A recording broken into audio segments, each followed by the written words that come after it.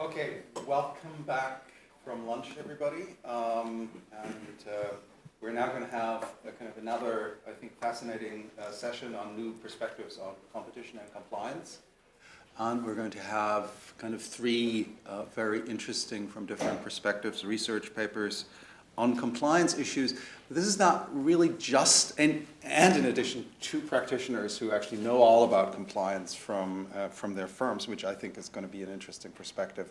But I think there's one other aspect that's really important and important for all of the papers, I think even for Sean's paper, namely that a lot of behavioral economic issues are coming into this that we very often kind of ignore in our competition discussions.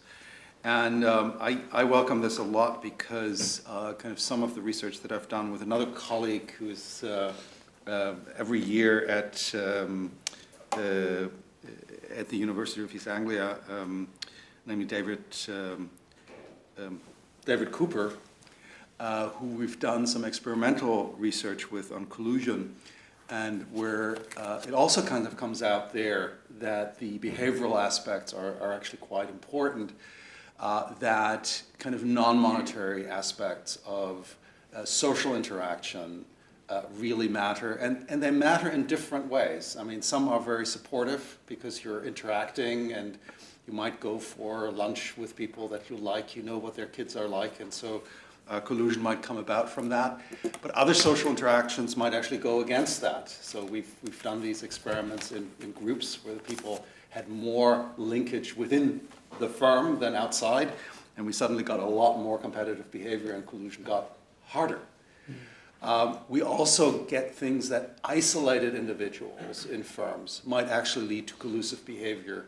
There are quite a few cases in actual cartels in which kind of someone who was somewhat isolated, alcoholic, would, in order to boast, kind of come to agreements that actually no one implemented, right?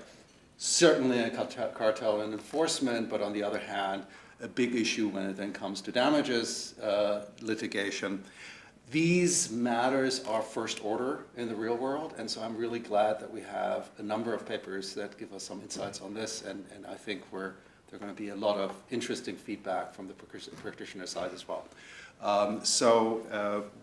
Without further ado then, I would like to ask Andreas Stephan to give the first talk on why do cartels form, and I'm looking forward to that.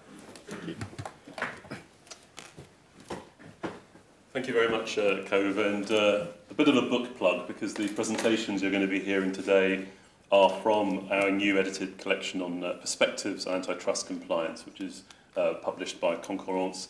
If you have an employer who can pay for the book, buy it, but if not, there are a number of the chapters are on SSRN for you to access for free. So a bit of a different presentation from me. So I'm going to be presenting partly from my chapter in the book, which is about the perspective of the price fixer. But I'm also going to be drawing on a little bit of my research into morality and cartel enforcement. And my interest in this really came about because originally my interest in competition came from studying economics, and I learnt the traditional explanation of why cartels come about, and it's mostly about profit and about making calculations about cost and benefit and loss of reputation, all the rest of it.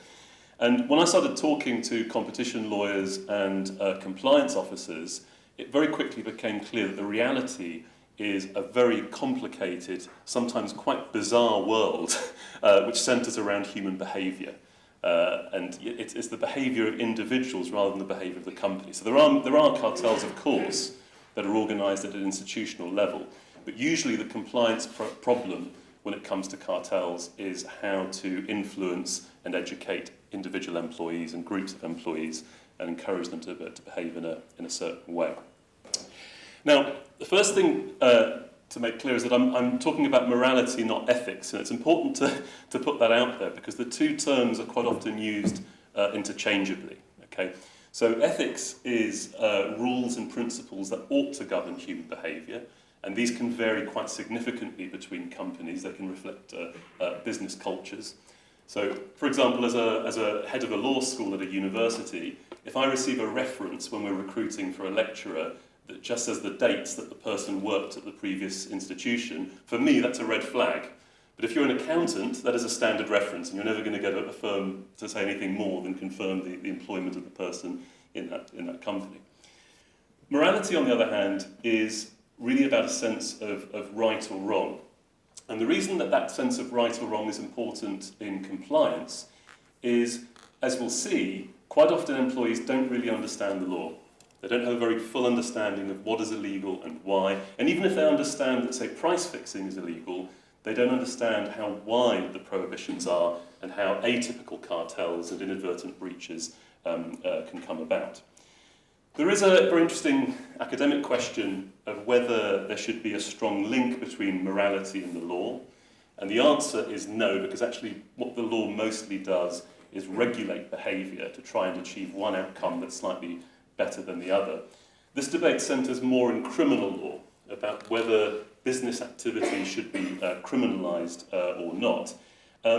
You might think, well, yes, there must be a link between criminality and morality, because criminal law mainly seeks to punish, murderers and theft. But if you look at the history of criminal law, there have been periods where people have said something must be illegal because it is immoral.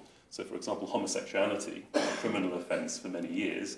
But at the same time, adultery and other things that are purported to be sins weren't criminal. So clearly morality and the law is full of contradictions, and also morality is a fluid thing. We live in a pluralistic society where we each have a different sense of morality. What's immoral to me may not be immoral to you, and our morality is capable of changing. So over the last 40 years, attitudes towards homosexuality have become more positive, attitudes towards drink driving have become more negative. So things change constantly when it comes to morality. Now, when we think about morality in competition law, there are a number of interesting debates that many of you will be familiar with, and many of them centre on the question of whether competition law should be about what is right or what is efficient. Okay? And this really comes to the point about whether competition law is regulatory or whether we're actually seeking to do something more than that and deter people and send out a strong message about what is right and what is wrong. And if you think about movements such as hipster antitrust, hopefully you all know what I mean by that. There's many different names for that sort of movement in competition law. You'll know the question about whether competition law should be about what is right and not just about what is efficient is actually gaining momentum, both in that sort of hipster antitrust sphere, but also in interactions between competition law and the environment, and talking about integrating competing objectives and considerations that aren't strictly speaking about consumer welfare or benefits to consumers. If you try and think about the cartel offence and about whether cartels are immoral, we very quickly run into problems. And one of them is that if it really is theft by well-dressed thieves, why is it we're not interested in whether a cartel actually causes any harm? So cartel prohibitions are what are known as inchoate prohibitions. So all we're interested in is that there is an agreement, or not even an agreement, a concerted practice between competitors to restrict competition in the market. We don't care whether the agreement was implemented, we don't care what the effects were.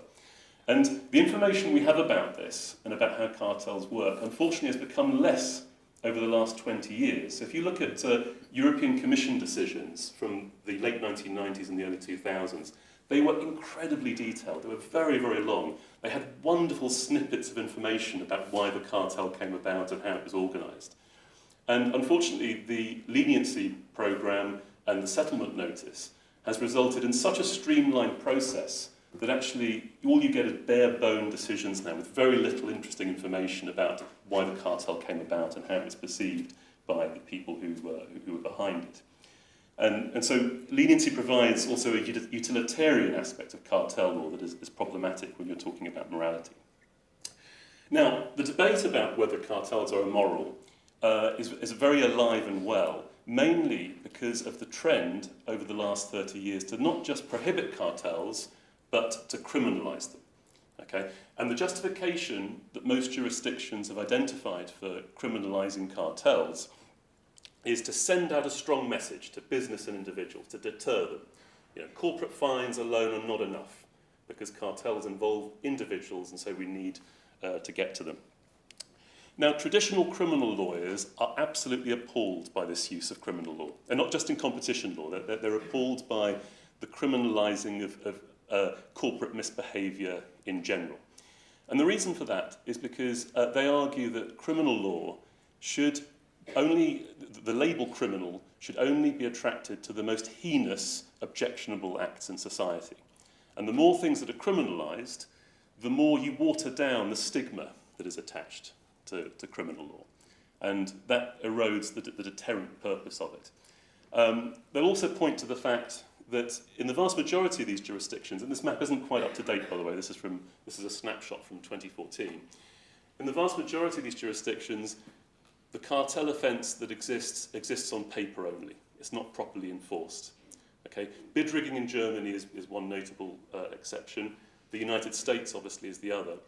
But the majority of criminal enforcement in the United States is settled through a plea bargaining process. So criminal law is not seen to be applied in a jury trial in the way that many traditionalists believe it should be. It's settled through a process where there is very little time in court whatsoever. Now, there is an interesting question of whether ordinary people understand that cartels are wrong. And a lot of the work I've done has been survey work in different countries, asking members of the public what they think of a cartel. And these surveys don't give any information about what is actually illegal. They just present the act of competitors meeting up and agreeing on price and ask people what they think of it. And as you can see, although there is a broad understanding in most of these jurisdictions, and some of these surveys are not mine, by the way, although there is a broad understanding that cartels should be prohibited, the appetite for treating them as something serious enough to send the individuals responsible to jail is far more limited. So, is morality important to cartel law at all, or is it just a distraction that's peculiar to this criminal law, which actually accounts for such a small proportion of enforcement worldwide that perhaps we shouldn't worry about it too much? But I argue that morality is important to all cartel enforcement for three important reasons. So the first one is it goes to the question of whether juries and judges are willing to accept that cartels are bad and should be punished. In criminal law, there's this very interesting phenomenon called jury nullification. So this is a case, those of you who are not from the UK may not be familiar with this, but there was a public protest in Bristol a couple of years ago, and they centred on a statue of someone called Edward Colston, who was a very wealthy trader who built a lot of the buildings in Bristol. But his wealth was built largely on the slave trade. So as part of this public protest, his statue was pulled down, carried to the sea, thrown into the Bristol Channel, in the Bristol, whatever the water is close to Bristol. Now, these four individuals were arrested and charged, and in January of this year, a jury acquitted them, even though the judge told them, before they started their deliberations, that these defendants met every single element of the criminal offence and have absolutely no defence in law. Okay? The jury acquitted them anyway. Why? Because they didn't think these people deserved to be labelled as criminals, because of the motivation behind pulling down the statue. So some judges feel very strongly that what the jury did here is justified. Some people think, my God, this is terrible. Parliament decides what's illegal. The jury shouldn't get in the way of what is in the law. But there are judges like Patrick Devlin who describe the jury as the light that keeps liberty alive. Because what it means is any tyrannical government can criminalise an action, but if you can't convince 12 people that that should be a crime, it doesn't matter how the law is designed or what the defences are, the jury will acquit. And the same is true, to a lesser extent, with judges, not just in criminal law, but in civil law as well. Don't tell me that the way in which case law and abuse of dominance, for example, has evolved is not, in part, the judges using their discretion according to what they think is right and wrong. And it doesn't matter how they dress it up and which parts of the case law they emphasise to pretend it's a continuation of a steady development of case law. Judges have to be convinced as well, both in a criminal and in a civil context. And so morality, and what we think of things like cartels, is actually important to all cartel enforcement, not just criminal enforcement. Especially if you consider the fact that although most prohibitions, like Article 101, are civil or administrative prohibitions, they are unmistakably criminal in their character. Okay? So the traditional role for the civil law is restitution. It's restoring the injured parties back to the position that they were in before the law or the regulation was broken. That is not the purpose of cartel enforcement. We don't take those fines and give them to the injured businesses and consumers. They go back to the Treasury. Yeah? Those fines are not calculated to reflect what the harm is. That process, of course, happens with follow-on damages. But they are designed to deter. They are punitive in nature. So although it's a civil process, what we're doing is unmistakably criminal in nature. And I think one thing that's quite remarkable is what little lobbying and government opposition there's been to competition law enforcement over the last 20 years. The reason governments love it is because it brings in a lot of money. But don't for a moment think there won't come a time, if markets become concentrated enough or if there are a series of difficult antitrust issues that come up, that you might not get more pressure from business for softer enforcement. And you need only look at the history of monopolization enforcement in the United States to see that lobbying and politics is still important in competition law. It's not all plain sailing and, competition law is going to be around forever.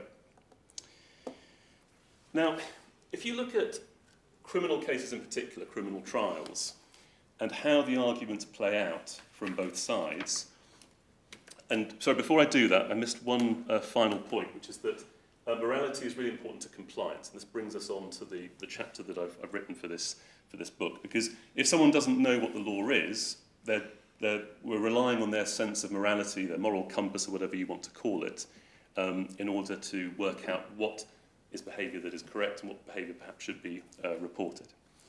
Now, what we see in criminal trials is a playing out of two forces.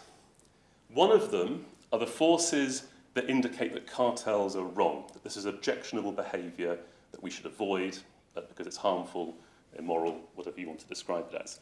And there's another set of forces which are benign, which are good.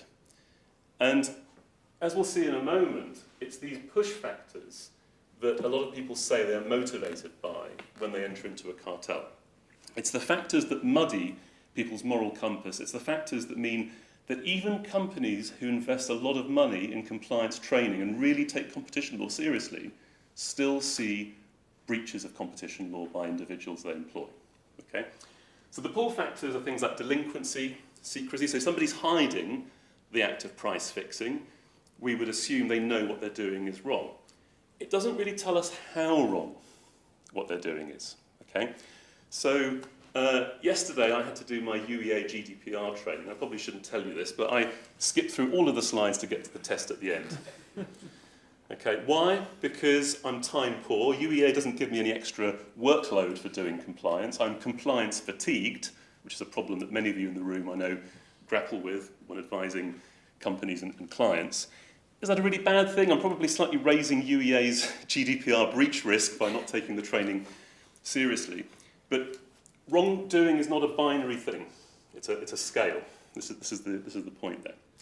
I suppose the more serious pull factor might be deception. So if you think about a bid rigging situation where competing firms are bidding for a contract, that is an explicitly competitive process. So if they have agreed who the winning bidder is and they submit false bids, that is a fraud. Okay, it's kind of hard to get away from that.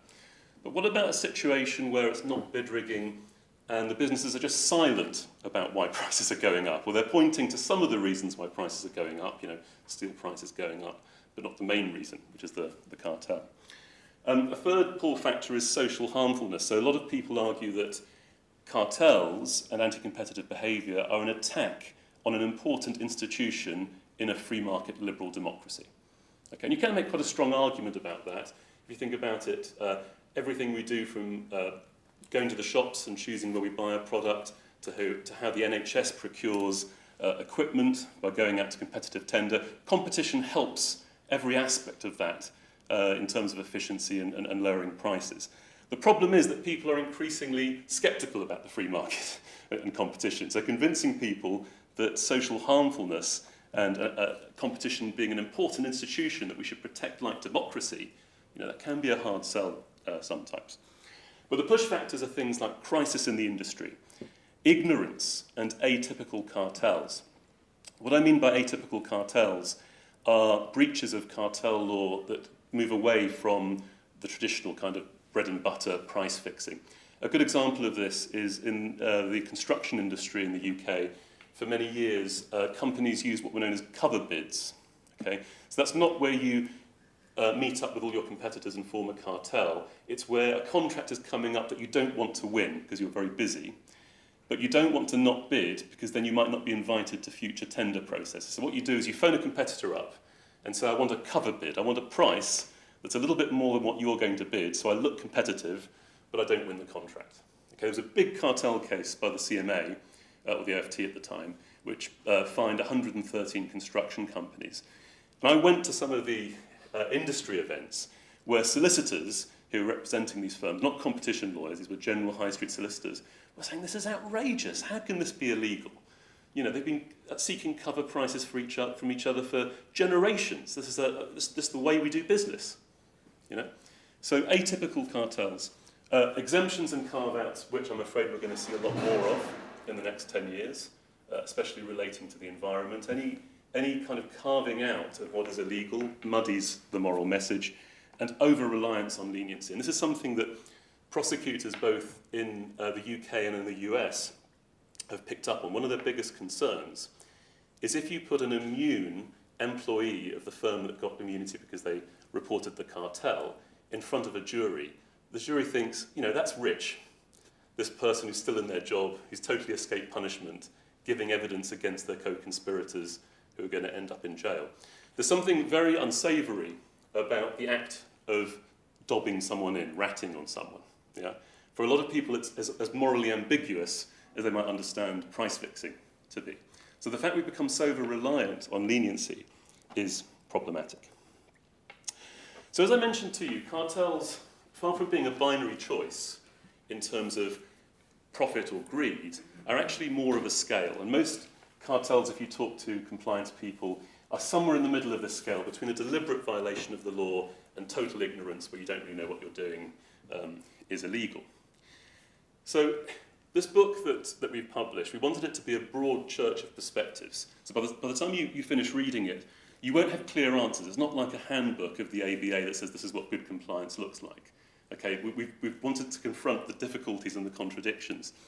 And the one voice that's totally silent in the literature is the people who are responsible for the cartels. We hear from the enforcers, we hear from the academics, we hear from the companies sometimes, but we don't hear from the individuals. And so originally I wanted to interview price fixers. I very naively thought I could reach out to the price fixers I knew and do structured interviews to get their perspectives. But it very, very quickly became clear that's impossible. Very little is in the public domain, that's one problem. Businesses and their compliance officers generally don't want to talk. Anne and I have shared a platform many times where we've heard some great kind of war stories in general terms, but the colleagues who've been generous enough to share them have said, whatever you do, this mustn't leave this room, and as interesting as it is, I can't disclose too much about it. The price fixers themselves don't want to talk. Why? Well, a lot of them are subject to non-disclosure agreements with their former employers, but also a lot of them are embarrassed about the fact they were in cartels. They don't want to go on record. If you read Mark Whitaker's book, autobiography, he says the biggest mistake he ever made was reporting the cartel and talking to people about it. He doesn't want to think about it now that he's kind of moved on. So what I did instead is, over 14 years or so of studying and researching cartels, I collected lots of anecdotes, stories essentially, from practitioners, compliance officers, and even some actual price fixers who I've been lucky enough to meet. And what I did is I either got their agreement to share these anonymously at the time, or I went back to people I remembered I'd spoken to and agreed the wording of statements that reflected how price fixers explained their actions, either to the compliance officer. In some cases it's in open court, so we know who they are. There's also a couple of interviews that were published. So I've drawn on all that to really back the main drivers of cartels. Greed is one of them, but the main ones are slightly different. Ignorance of the law. Okay. So this quote, we knew what we were doing was wrong, but not something really bad. The customers were getting a fair price, and once they knew who to get the price from, it saved them the hassle of searching around each time they wanted to place an order. The fact we were not so squeezed on price also meant we could look after them better. Now, a big health warning. All these quotes I'm showing are totally anecdotal. We've got no way of verifying if they're true. They're from cartels that have been caught, so these could just be the people who are not very good at price fixing. Okay, but nevertheless, they reflect what a lot of compliance people say, which is that they rationalise what they're doing. They justify it to themselves. It's not the evil price fixer who's going around, greedily looking to raise profits. And actually, one important issue that touches on this is what we're seeking to do with competition law, which is drive down prices and promote efficiency, is at odds with what most business people spend their time doing. There's only so much time you can spend trying to make a better product or be more efficient. A lot of business time is spent engaging in marketing strategies, and Sean's going to say a bit more about that in his presentation, that are intended to reduce competition, to segment the market. Okay? So it's not hard in that environment to justify what you're doing when you're forming a cartel. And don't underestimate the ignorance of the law. This is a survey that the CMA did in 2015, and admittedly this includes businesses of all sizes. But in case you can't see it, 20% of businesses have never heard of competition law. 25% don't feel they know it at all well. Only something like 7% of businesses in the UK spend any money on external compliance efforts for competition. The level of ignorance is astounding, and it's why a lot of cartels occur in medium and small-sized industries with medium and small-sized companies. Okay, I'm just going to quickly go through the rest of the quotes. I'm running out of time. We've been talking too much. So a second driver of cartels that begin with legitimate contact between competitors. We didn't just suddenly decide to form a cartel, and probably never would have done had it not been for the industry body. They introduced us, encouraged us to discuss safety issues, and left us to organise our own meetings. The meetings just kept going, and the conversations gradually wandered into prices and sales. Before we knew it, we were discussing who we sold to and for how much. Even before it got to that stage, we got a very good sense of how to compete less aggressively. It's what you don't know about your competitors that keeps you awake at night. Okay, so any kind of legitimate contact is really a disaster. So many cartels are formed by those legitimate conversations wandering into conversations. Well, suddenly you're talking about customers. You're not even intending to form a cartel, but you're in that zone. And once you're in that zone, it's very, very difficult to escape. One mistake that many companies make is there's not a kind of easy escape route for someone who's already broken the law. Once you're in there, you feel closer to your co-conspirators. And the more you hear about the dire consequences of breaking competition law, the less likely sometimes you are to come forward and tell your employer.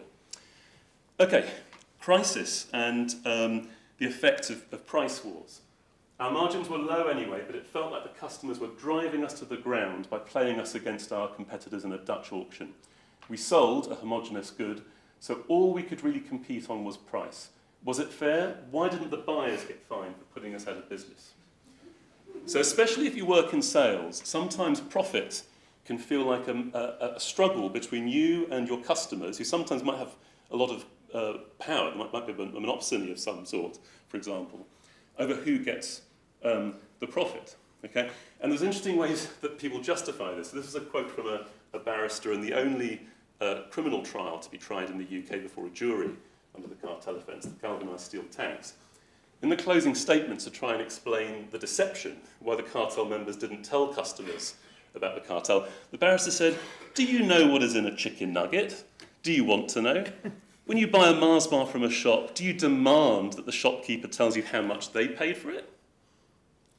These are all live things that come into play when it comes to rationalising behaviour. And of course there is greed. But don't think that greedy behaviour is necessarily rational behaviour. In the paper, there's this extraordinary account who a compliance officer was generous enough to share with me on an anonymous basis, of someone who met with competitors to spite the company. It wasn't to make money, it was to harm his own employer. Okay, so concluding remarks. The relationship between morality and competition law is important. It is something we need to think about. This is really a call to start research on this, because so little is known about the perspective of the price fixer. And Cove made reference to the great emergence of behavioural economics experiments and papers that are coming out. But we need more of that. We need more empirical work to understand. And it is so important because just having a kind of A-grade compliance program is not enough. You need to understand what makes people tick in your company and in your industry if you're to really understand what the risk factors are for breaches of the law coming about. And I'll end there, and apologies for going over on time.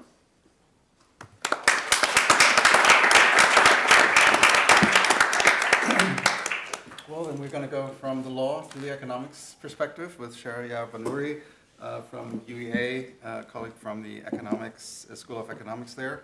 On behavioral economics perspectives now, taking that head on. Great. Great. Hi, everybody. Hello.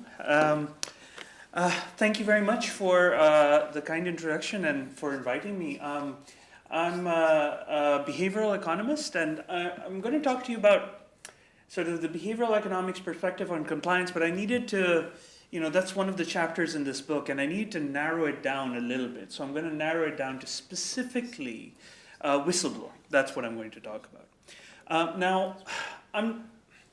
When I was structuring this talk, I wasn't sure I was going to talk to you about this, but the mood's kind of right, and I feel like I can talk about this.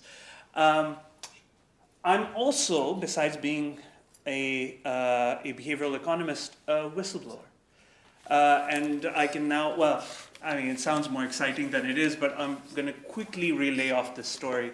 I used to work back in 2005 for a famous company that's very well known, whose name I'm not sure I can say because I might still be sued. I'm not sure. I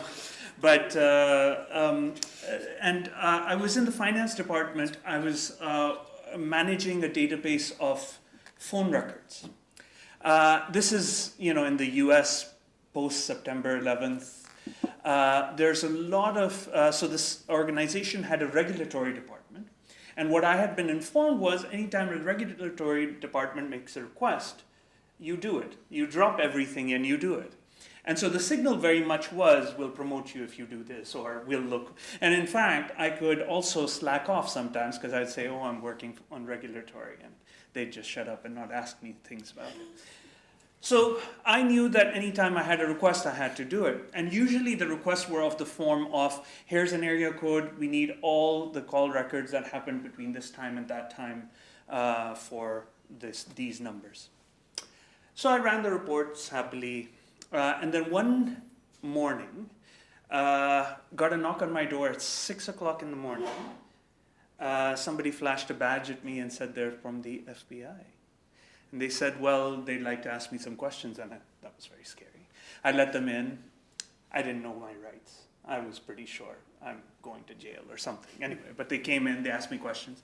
The questions were, do you know these phone numbers? They prattled off a bunch of these phone numbers and said, who lives at this address, who's on this number? My mom's number, my grandmother's number, and so on. So I was like, this is odd that they know all these numbers that I'm calling. Went into work, anyway, didn't think anything of it. A friend of mine called me, he said, look, did the FBI come to your door? And I said, yes. They came to their door as well. And I was like, well, what happened? How did this happen? Turns out one of the reports that I had run 3 months prior included my phone number. And I gave all my call records without actually recognizing that. You put stuff in SQL, you don't actually read the emails, right? You just run the reports. So I went to my boss and I said, look, this happened this morning and I think this is, I'm not sure, but I think this is illegal. And my boss was like, he was very kind to me. He's like, listen, just leave it alone. Shut up and just go about your business. Don't escalate this. I said, look, okay, I'll think about it. A couple of hours of thinking about it, I was like, no, you know what? This feels wrong. I have to do it. I got in my director's office and I told him about it. And immediately from that day for the next 3 days, I just met with lawyer upon lawyer. I signed all sorts of things, which is why I'm not giving you the name of the company because I have no idea. I don't even have records of what I signed. But the point was, and then a year later, I was off doing my PhD on, as it so happens, on corruption and behavioral economics. And that sort of struck, this is the first time I'm really talking about it in a public forum, but one of the things that sort of informs this is that my boss very clearly told me, don't do this. You are going to ruin your career. And I still did it anyway. And the question is, well, why the hell would I do such a stupid thing? Well, I'm here now, it's fine. Things turned out okay. But I'm sort of doing a deep dive in this chapter about all the other reasons, right? Because my boss clearly says, look, you're going to ruin your career. So why else did I do it? Now, okay, with that little story, and I can talk about all this other stuff offline if you're interested later, but we're talking about specifically whistleblower protections and why they're important, and also the behavioral economics side of what behavioral economics has to say about getting people to speak up within organizations. Why do we care about employees speaking up? Well, according to at least one study by Dick Morse and Zingalis, it's about 17% of cases, of fraud cases, involve an employee, which is the highest proportion that they have in their typology. So it's a big, significant number. And not only that, but it's important to get more and more of these cases, because a lot of times employees have access to information that a lot of people don't. I mean, remember, at this company, which I'm trying hard not to say the name of, at this company, I was a sort of mid-management type. I didn't manage anybody who's the lowest rung of management. The only reason why I was a manager is so I wouldn't form a union. That's why. But I'm in a mid-manager position, and I'm running these reports, and nobody else really wants to know why I'm doing this for an organization. And the head of the regulatory department was also the brother of the mayor of Chicago, so that should have been a signal. Maybe I'm giving too much information. Anyway, I'm going to stop talking about this, and I'm going to talk about behavioral economics now. But one thing I wanted to talk about really quickly is the Dodd-Frank Act of 2010. That's important, and you guys probably know a lot more about this than me, so the only thing I'll say about that is that in the medical industry, where a lot of employees are a particularly important source, the Dodd-Frank Act actually implemented protections and gave rewards for coming out and saying things. And so where that had the most bite was in the medical industry, where you see about 41% of cases are brought by employees, relative to about 14% in all the other industries. So incentives matter, right? And any economist will tell you that they matter, but they definitely do. But now we're going to go a little bit beyond incentives, and we'll talk about sort of behavioral incentives or intrinsic motivation. I've got a definition here. In the interest of time, we're going to skip over some of these things. But the way that we're thinking about this problem is it has a lot of these features. Economists like to use the word social dilemma. The idea here is that there's something that's costly for the individual. The individual doesn't necessarily want to do it, but if he does it, it's really beneficial for society. That has all sorts of free rider related problems and things like that. So for society's sake, we want employees to come out, like myself, and go and say things. But at the same time, for the individual, it can be very, very costly indeed. So you can implement things like monetary incentives to try and fix this problem and get to change the incentives a little bit. But then you have to go beyond that, right, to try and do other things. And one of the reasons why is because, I don't know if I have this here or in the next, slide. Oops. I had it here somewhere. Anyway, it's coming up. But one of the reasons why is that when Dick Morse and Zingalis looked at these cases, antitrust cases from 96 to 2004, and went and talked to the employees who were the whistleblowers, 81% said they wouldn't do it again. They did it, but they all regretted it. Right? And that's in fact a problem, right? That says that even though there's rewards for this, even though they're getting a significant percentage of the monies incurred, they're still looking back at it and saying our lives are actually a lot worse off. I'm going to put a little bit of structure on the whistleblower problem. It's maybe not so relevant for what comes up next, but it's in the chapter. If you want to consider an agent who's observing fraud, they have three options. They can either remain silent. I can remain silent, or I can speak up. And when I speak up, I can choose to go to an outside organization, or I can keep it within the firm, like I did, or I can exit the firm entirely, like I eventually did. The organization, they can sanction me, or they can reward me, or they can ignore me entirely. I'm not entirely sure what this company did in my case. I don't think they sanctioned me, but they certainly did ignore me. What behavioral economics has to say about this, on whistleblowing specifically, there's a thin literature, and we cover it. But there's a bigger literature in terms of tax compliance and compliance with healthcare behaviors that we borrow from and try to understand the rules and apply it to the whistleblowing context. The too long didn't read version. Focus on voluntary compliance. Think about the importance of employee perceptions. Think about the importance of social norms. We'll go through each one of these. And think about employee selection. Now, in what's to follow, I'm going to give you quick examples, some of the more sexier sort of experiments in the literature for some of these. So forgive me if you've seen examples of these before. Some of you might have, precisely because they're sexy. Other unsexy ones are stuff from my own work, which I'm sure you've never heard about. So we'll go through those very quickly. So the first thing, the tax compliance literature does a lot of this. It distinguishes between voluntary versus enforced compliance. Michael Kirkler and colleagues are famous for designing the slippery slope framework, which is actually about getting people to comply with the taxes without the threat of punishment. Right? And it's all very efficient. Like if everybody just pays their taxes because it's the right thing to do, then we don't have to spend so much time monitoring people, bringing cases, and giving lawyers all this business.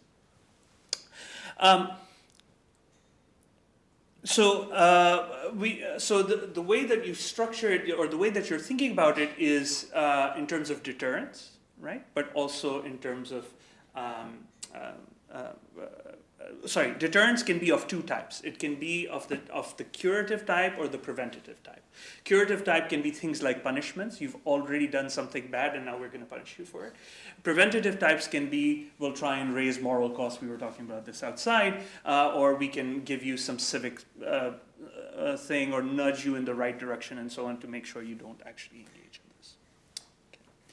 Now, pecuniary incentives or rewards or punishments, they can have some drawbacks. They're important, but they tend to be very costly and they tend to be difficult to implement lots of times.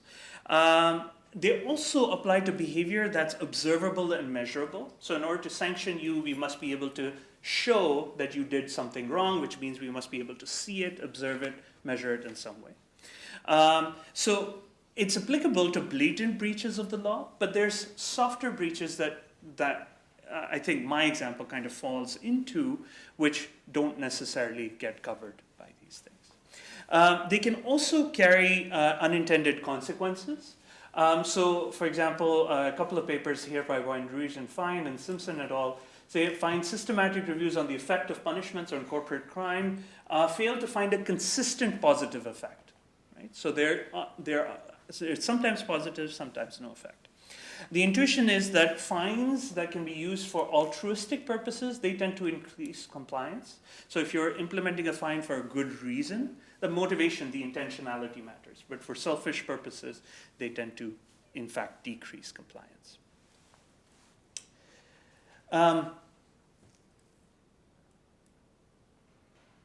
Okay, so what I already talked about is what's enforced compliance versus voluntary compliance. Basically, voluntary compliance is about intrinsic incentives.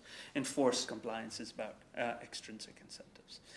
The key lessons that come out of this is the role of trust in enhancing voluntary compliance in particular, right? So if and this came during the COVID era, we saw a lot of this, right? If you trust the government that you're working with, if they tell you to wear a mask, you're putting on a mask. If you don't trust them, you're not doing it.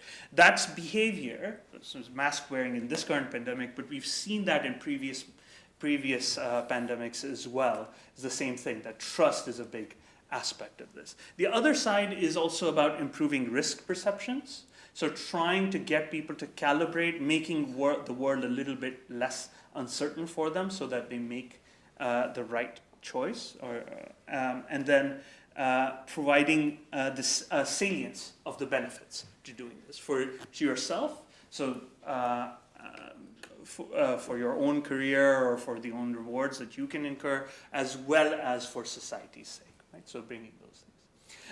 The overall lesson from this side is both intrinsic and extrinsic incentives have a role to play.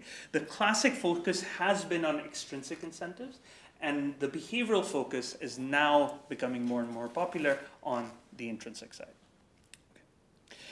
The second point I'm going to bring up is the importance of the perceptions and beliefs. And I think, I mean, it's kind of uncontroversial to say that we don't really understand the world in its entirety. No single one of us does, right? So we have our perceptions, our beliefs about how the world works, and often our decisions come from those perceptions and those beliefs rather than the objective reality of what exists. An example of this, and this is one of these classic sort of sexy experiments that was sort of very earth-shattering when it first came out, was this Asian disease vignette by Kahneman and Tversky. And the idea here is very simple. There's a disease that's coming out. It's supposed to infect 12,000 people.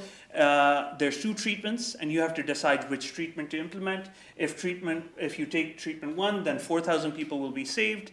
If you take treatment 2, then there's a 1/3 probability that everyone will be saved, or a 2/3 probability that nobody will be saved. If you use expected utility, these are equivalent choices. Okay, that's the idea. And so the question that we're looking at is what people choose as a policy. One of those is safe, 4,000 people safe for sure. The other one is risky. So what percentage of people choose the risky policy? Now, we've done, Kahneman and Tversky did this with students. We've done this with key decision makers at the World Bank, at the FCDO, and the answers are largely the same. So when it's about lives saved, about 22% choose the risky policy. So most people are going with the safe version. If you change that around and you say, well, 8,000, if you take treatment 1, then 8,000 people will die. If people take treatment 2, then there's a 1/3 probability that no one will die, and 2/3 that all 12,000 will die.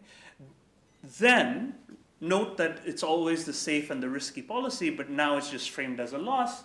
The proportion of people selecting the risky policy goes up dramatically. Now, this is true if you do this with policymakers. It's also true if you do this with university students. In fact, we tested the proportions, and the proportions came almost exactly on point, even though the experiments were nearly 40 years apart with completely different samples.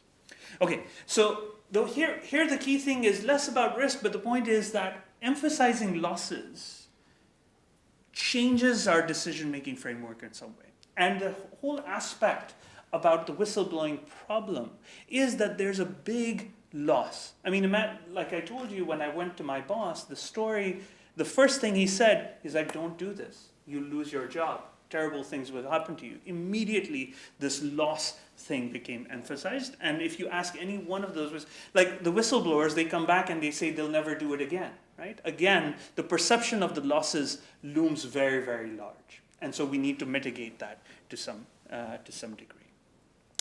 Individuals tend to overestimate both monitoring and punishment. And what we'd like to do is reduce these uncertainty on these outcomes. And so, for one thing, losses loom large. The other thing is our probabilities are not very well calibrated, so we don't really understand the risk. So reducing the uncertainty and correcting these perceptions, as an example, is an important device for enhancing compliance. The third point I'm going to bring up is the role of social norms. So here, again, I'll go back to the whistleblowing. I promise I didn't rehearse that. That's just something that I just thought of right now, but it fits oddly really well. Maybe it's because I wrote this chapter. The role of social norms.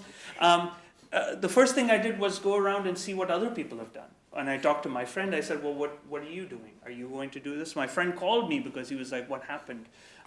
We're all trying to get information from other people. I went to my boss, who I trusted, to ask him his opinion, right? And so what we're looking around when we're facing a situation of uncertainty is we're looking at what other people are doing. So if you can't borrow from our own experience, whistleblowing tends to be a unique event in your life, what you'll try and do is look around for what other people are doing.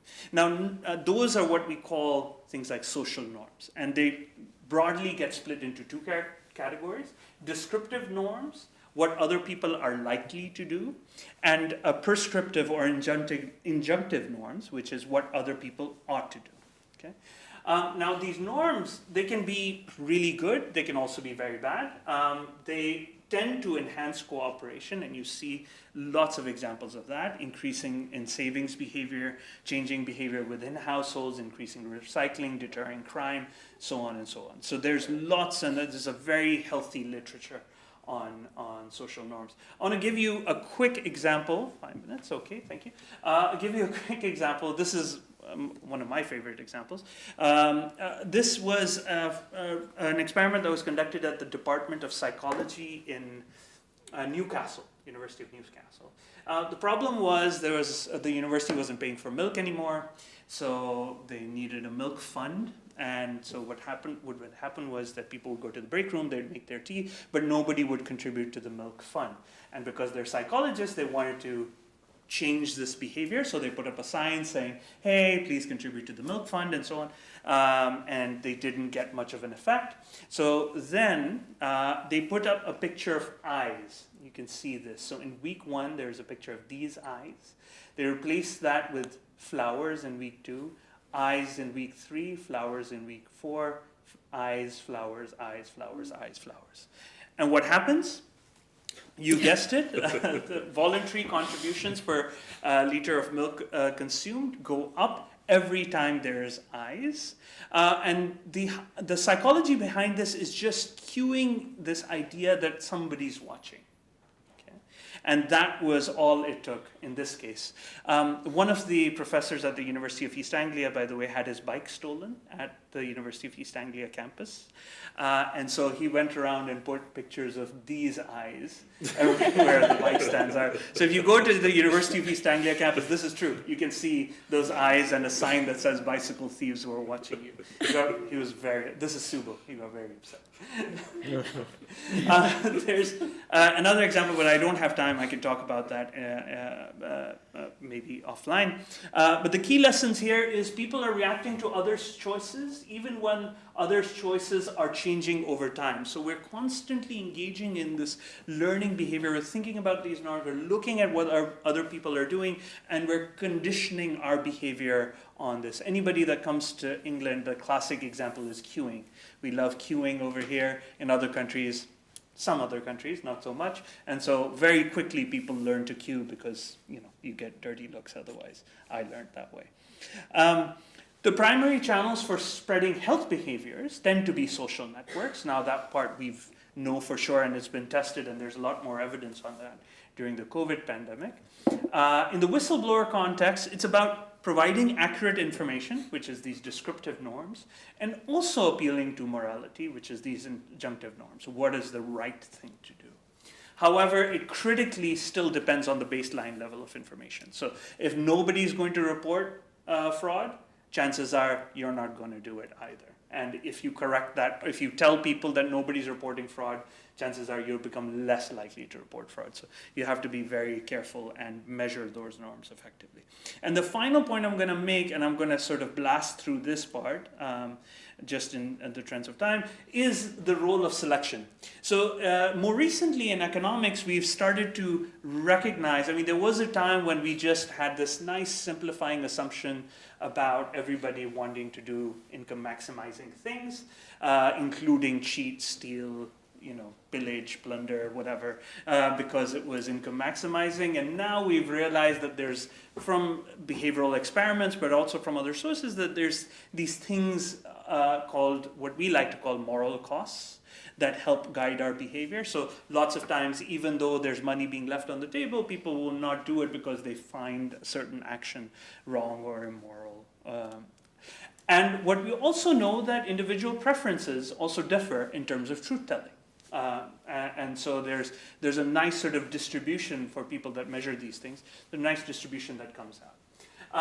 And the final point here is that individuals can also have traits like pro-social motivation, that they care about people. This is not the same thing as having a high moral cost, unless you believe morality is about helping people, but that's a separate argument. But the point is that you can be pro-socially motivated, and all of those things can help you understand why people engage in the sort of things they do. And if you're going to hire employees that are working in a particular position, it's important to try and select the right employees.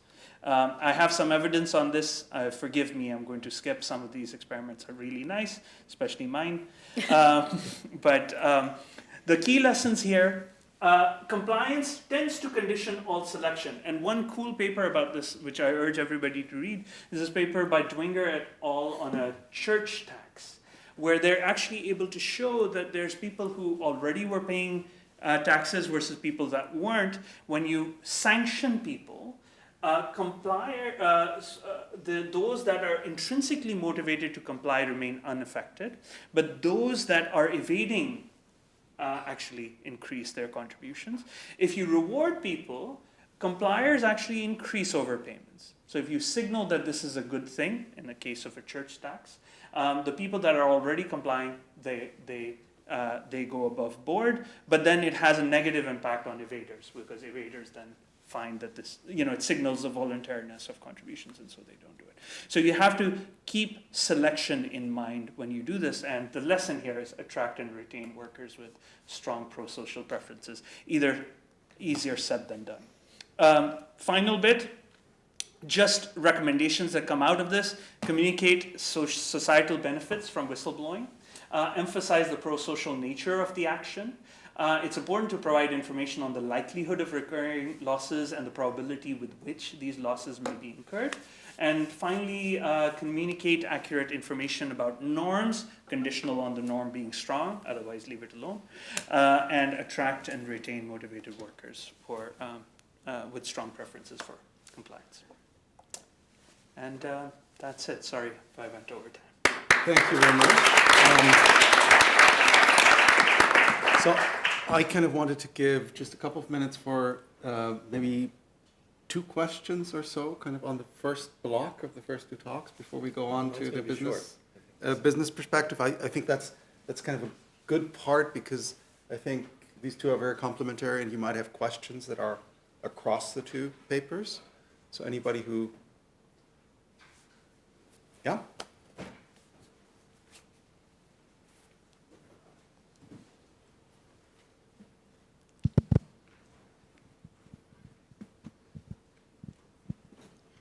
Great, thank you very much. Both really fascinating presentations. I have a question for Andreas. Yes, I really like how you framed it, morality and competition law. My question is, what does morality then suggest for lawfulness? Is this something we should take into account to say, for instance, that crisis cartels are morally less, reprehensible compared to greed-driven cartels, and therefore we should allow them, which is not really in line with the law? So it seems to me morality can be better understood as a spectrum, let's say, whereas legality is more black or white. Is this conversation about morality more relevant to, let's say, what cases we're going to prioritize, or how we're going to design sanctions? And last question, that was the question, sorry. I guess I was wondering what all this suggests for the cartel offense, and also director disqualifications, which in the UK they're a very popular remedy, and in my view perhaps more effective remedy or sanction to prison. Yes, thank you very much. Thank you. Can everyone hear me? Yeah. Great. Great set of questions, thank you. And I'll do my best to quickly do them justice. So, are cartels at different levels of immorality depending on what the motivation is? I'd say yes, they are. Should we redesign the law around that? No. I think there's a very good reason why we have an inchoate prohibition and why we use as a proxy the agreement of entering into a cartel rather than its effects. I think it was Chile that tried an effects-based enforcement system, and it didn't work because it was so hard to meet the evidentiary burden that a cartel actually has an anti-competitive effect. And although it would be good to kind of focus on effects, it won't necessarily help to communicate why cartels are immoral. And the reason for that is the harm and the victim is quite hard to pin down. You know, there's not an old lady whose handbag has been taken who's distraught on the street. Quite often the harm is passed on and is spread by such a wide group of consumers who don't even know that they've been harmed. That's not a very evocative way of expressing the harm. And you're absolutely right. I think, I was a big proponent of using the criminal law 10 years ago, but it's clearly too difficult. It's not for lack of trying that a lot of these jurisdictions that don't have plea bargains simply have not successfully brought prosecutions. But it is so important that the individual and the role of the individual is recognised. And I think it's outrageous that we have all this cartel enforcement that just attaches blame to the undertaking and completely ignores the individuals responsible. And unfortunately, these settlement procedures have made the process so risk-averse that even where there's a parallel criminal case, the civil decision won't name the individuals whose involvement has been totally made public in a court proceeding. They'll still say employee 1, employee 2. So civil, because remember, all this is criminal nature anyway, the civil-criminal distinction is a moot point in some ways. But directed disqualification, individual fines, not enough jurisdictions have those, and where they do exist, they're not imposed enough. But the problem is everything is about settling as quickly as possible. And punishing individuals takes a bit more time. And many competition authorities' performance is crudely measured by how many cases they get through. So there's systemic institutional problems there, I think, as well. Yes, Amelia. Amelia, I think. Amelia?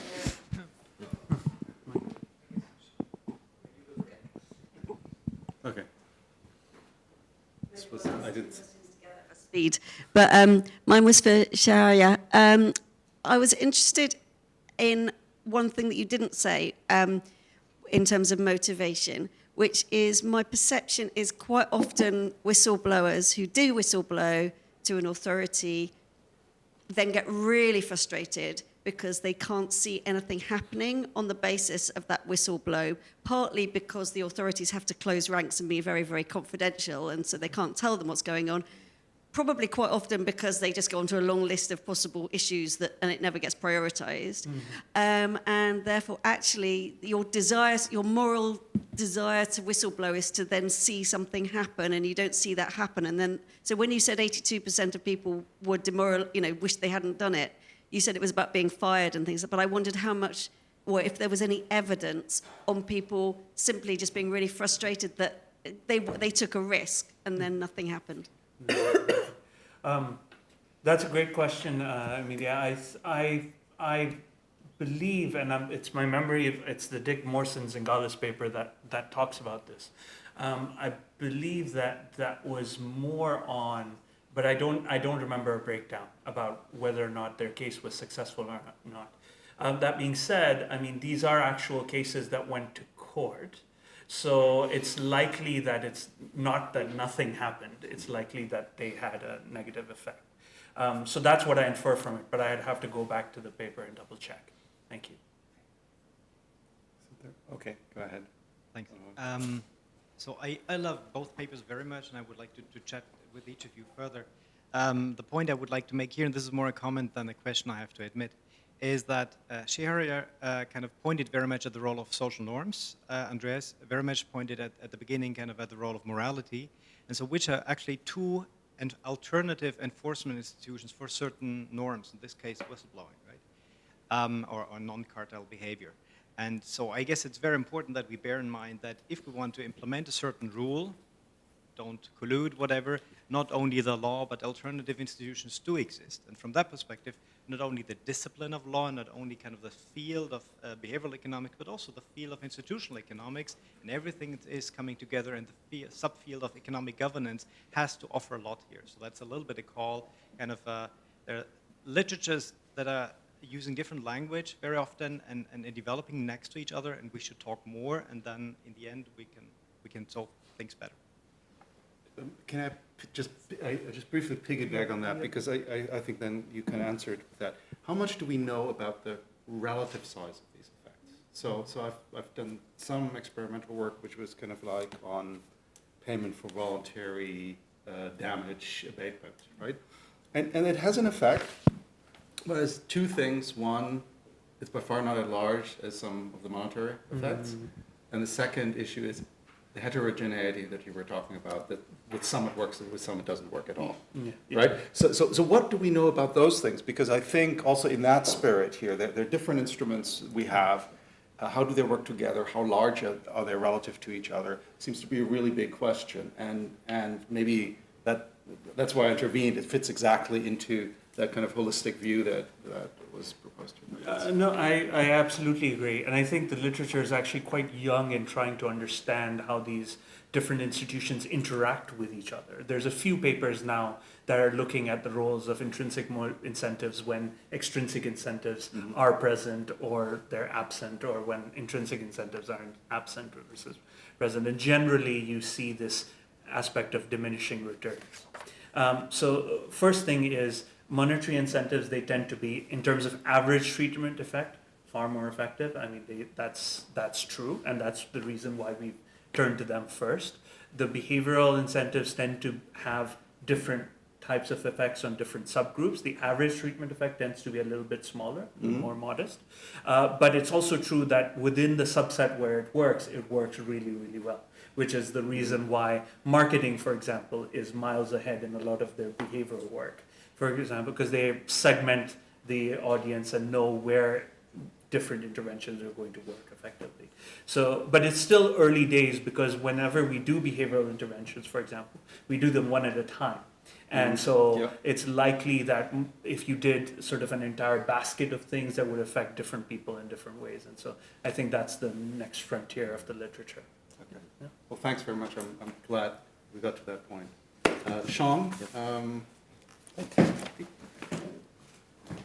who I don't need to introduce, I think.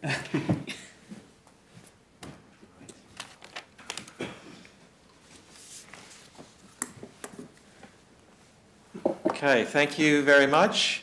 I'm going to be talking about business strategy and antitrust compliance. This is going to be a bit of a change in tone from the first two papers. And it's just to be clear, it's not really an economics paper, and it's a book that's been published that is showing, which I think will be read primarily by lawyers, so I'm going to assert that it's a law paper, but I don't think that's quite right either. I do think the exercise of this book is quite interesting, and the idea with this particular effort was to look at how business strategy may affect what corporations choose to do and what executives choose to do, and sometimes might not be very well informed by the law. The way to think about this is that executives are typically trained in business schools on how to develop their company strategies, and they use sources that are reasonably well established and quite separate from standard industrial organization economics or from law. So they, I think the gold standard for competitive strategy has been a series of books and papers by Michael Porter, and they're brilliant. They're absolutely brilliant applications of industrial organization economic style thinking to the related question of how to the important question for business executives of how to maximize profits, but not so much focused on how to maximize social welfare. And so we just have to step back and think that executives have all studied business strategy, and almost none of them have studied industrial organization separately, and very few have thought about competition law at all. So there is this inherent contrast, I think, in the objectives between business strategy, which you can think of as being focused on seeking the monopoly profit, getting as close as you can to the monopoly profit, and the objective of competition law, which is often in some ways to restrain firms from succeeding in that objective. And so it's this conflict that I wanted to talk about a little bit today. And so it's also, it's important to realize that this strategy work has been especially prominent in U.S. business schools, and competition law is quite different in the U.S. from what it is in many European countries. And so while if you read the book carefully, it will certainly say that the advice would be to executives: do not break the law, do not form cartels. That would be quite clear in these books. So I don't want to suggest that any of the business strategy would be suggesting that companies should be pursuing illegal strategies. That is not the idea at all. But there are a number of strategies that are laid out in these books that would now be considered illegal or risky, at least, in a number of countries.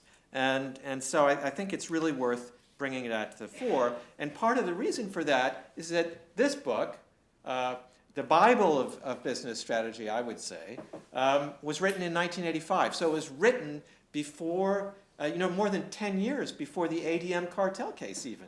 So before cartels became big money. It was written well before most of the European Commission abuse cases, which are the ones that we would tend to think about having influenced how companies should behave. And there haven't been subsequent editions of this book. So it's kind of interesting to go back and read it, and that's the exercise that largely that I did for this paper. And to come out with just identifying some of the parts in the book that create antitrust risk. And I'm definitely not saying that the book, all that I'm about to talk about is necessarily illegal, but it may create antitrust risk. Okay, and so the key phrase that comes out of this work is that businesses should be seeking to achieve sustainable competitive advantage, and that's code for monopoly profit as close as you can get to that lasts. And while there are a lot of different areas covered in business strategy, I just want to focus on a few of the ones that really are most risky in my view, and it's really a personal view.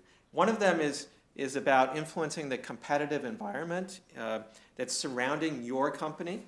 Another is cross-subsidization, and another is defense, what would be called defensive strategy, of which there are really some quite juicy examples. So what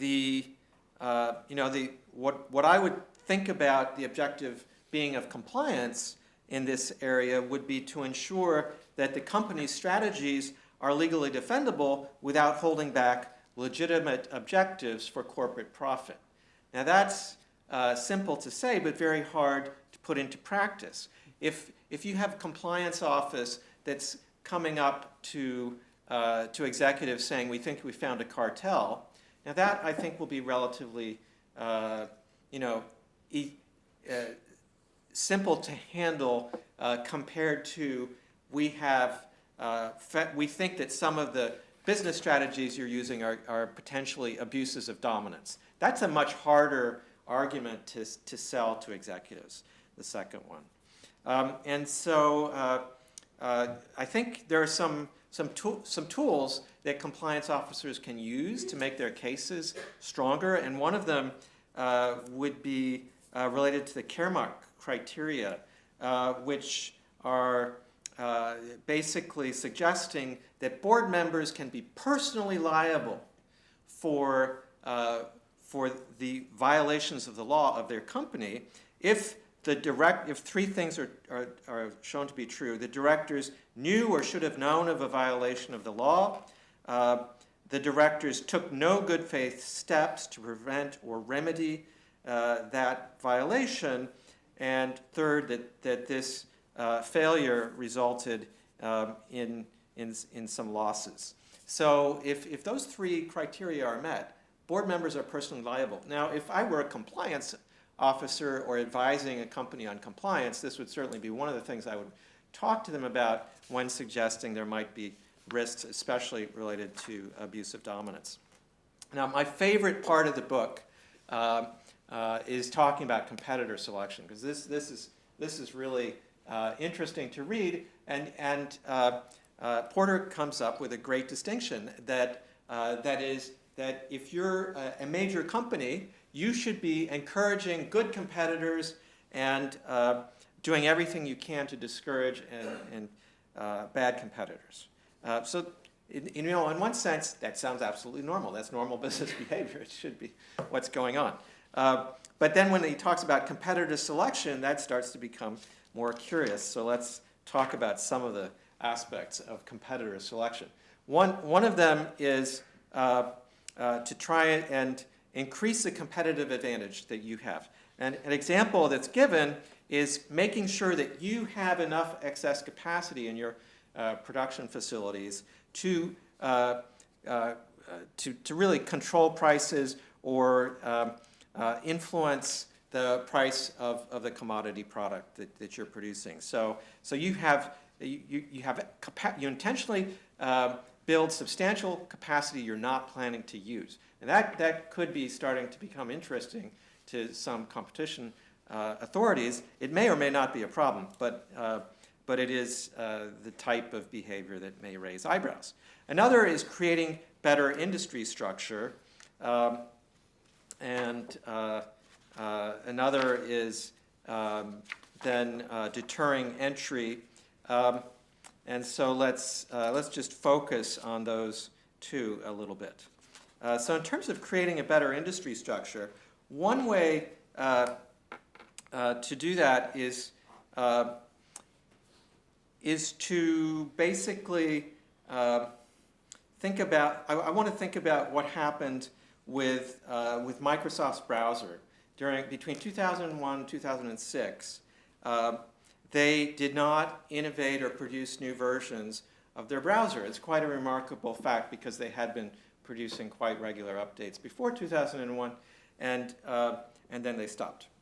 Now, one interpretation of that I've often heard recently is that Microsoft had achieved almost complete dominance of that market, so there was no point in innovating anymore.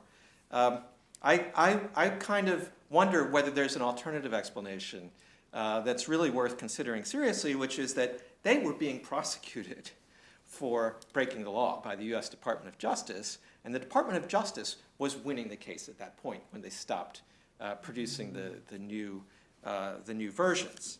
And if Michael Porter had been advising them or someone similar to that, they might very well have said, you should be looking at getting a better industry structure, one in which there are other companies that are producing the software, perhaps that are less existentially dangerous to you for your operating system. And it's also the case that Microsoft was under the microscope during all this time, and actually for another 10 years, as it turned out. But for the first, under 2 5-year periods, they were under the microscope for whether they were following the agreement with the Department of Justice. And so you could imagine executives in Microsoft saying, we need to shrink our market share in browsers, so let's not innovate for a while so that someone else comes along and does it. Now, that could be the consequence of competition law enforcement, by the way, which doesn't sound like a very positive consequence. But it did take a very long time for others to build up any substantial market share in browsers. And you can think about Firefox having been brought into the market relatively quickly. It did not increase its market share very fast. And after 5 years of the 2002 consent decree with the Department of Justice, that was renewed for another 5 years because the market shares, largely because the market shares were so high of the browser. And so what happened in 2007 is this other little company came along with a browser called Chrome, which perhaps Microsoft didn't want to take on too aggressively, and now we have Chrome where it is today. So it's kind of just interesting to go back into this history. So sometimes getting better industry structure may even be related to addressing antitrust risk. Another type of behavior that may be about influencing industry structure would be related to signaling, and there have been a number of cases of signaling which have really received relatively harsh treatment from European Commission, where there's not an obvious damage. It came about from the cases themselves. There was information sharing or a development of a standard, but no obvious harm that I'm immediately aware of today. So those included a container shipping case and the bananas case. Now, another type of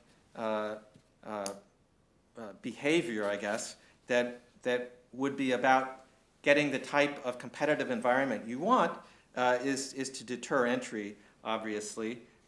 So one interesting idea that comes out of the strategy literature is you want to have competitors that are good competitors because they will fill up niches that would reduce the ability of a bad competitor to come in and succeed.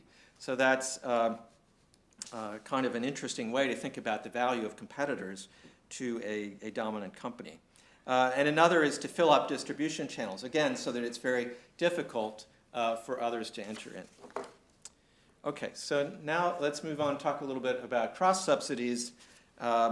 These are strategies, especially that would be related to what a company can do to ensure its products are not easily duplicated by competitors. So some factors that would favor a cross-subsidization strategy are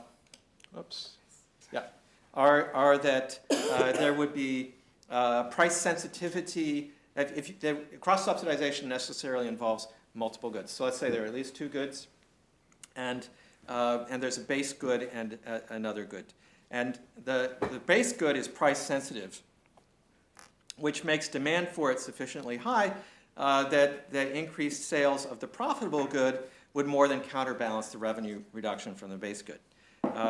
There has to be a sufficient degree of price insensitivity in the profitable good for those, once the base good is acquired.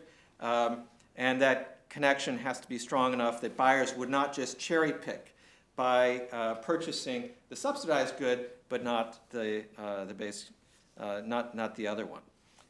And there have to be some sorts of barriers to entry. So what could you think about as products that might be meeting some of these criteria for cross-subsidization? You could think printers and inks would be one example where the printer is sold at a price that's actually a loss-making price, and then the inks are very, very profitable afterwards. It might be also game consoles and games, replacement parts for substantial capital investments. Also, another type of behavior here would be loss leader sales. So a hypermarket may be selling petrol at a price that's below the cost of petrol. That's been a strategy that has been adopted in some countries, and actually has led France, for example, to pass a law that made below-cost sales illegal. Are there antitrust risks from cross-subsidization, I would suggest that not only might laws be changed, but there might be growing risks for some of the network industries in cross-subsidization, and cases and investigations that are coming along now that may be high risk.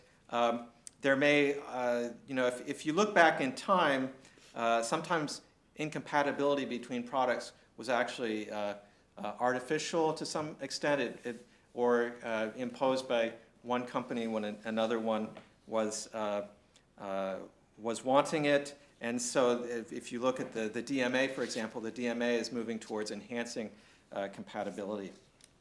I think we do have high switching costs in a lot of the network industries, high initial acquisition costs sometimes, and so some of these risks are still to be worked out. Now, in terms of defensive strategy, there's plenty going on that's quite interesting in terms of business strategy as a core element of business strategy. I think one of the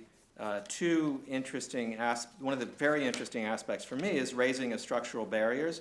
And there are lots of suggestions in the classic business strategy literature on how to raise structural barriers to entry that now would raise some eyebrows. Just if you think about let's talk about one of them, which is blocking channel access. Sounds like a very smart business strategy, and it's certainly one would want to pursue.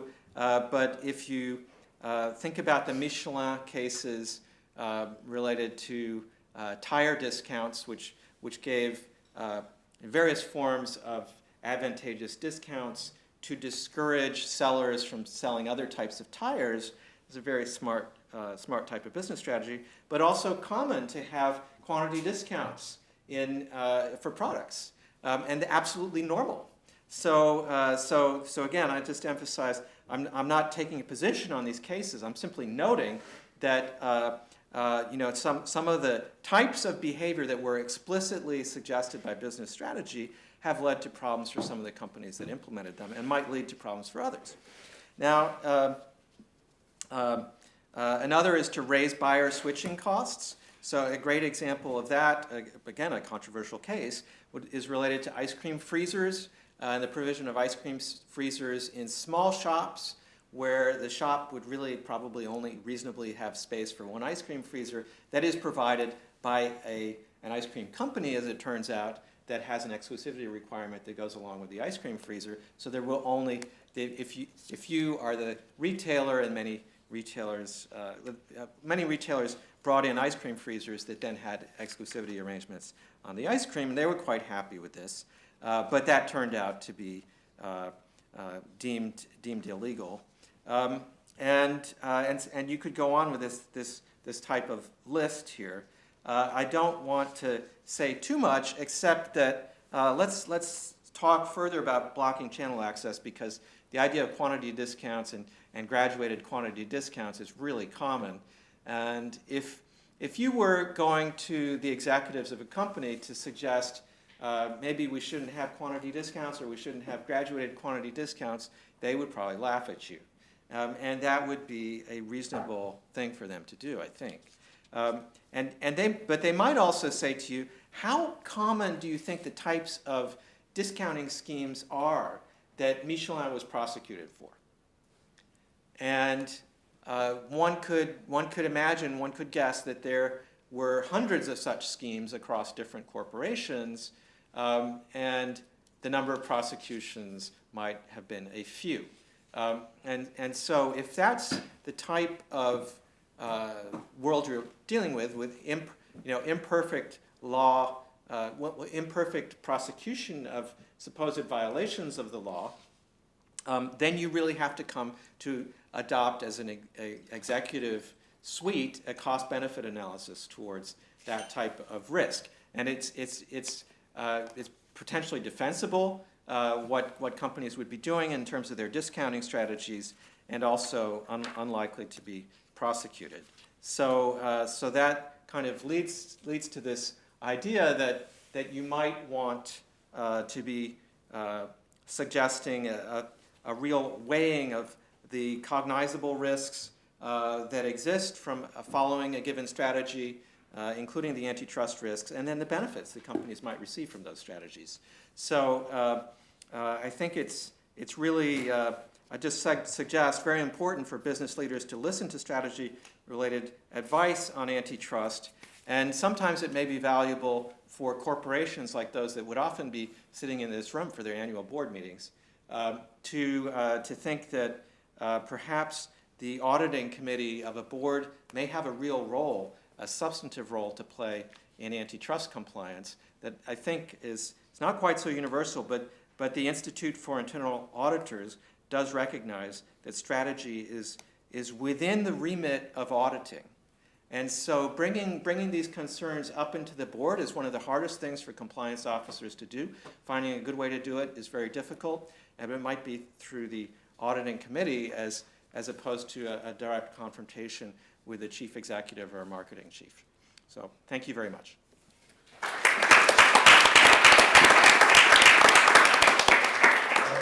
Thank you, Sean. And I think before we go to the discussants, I would like to take one question for now, I think. Yes?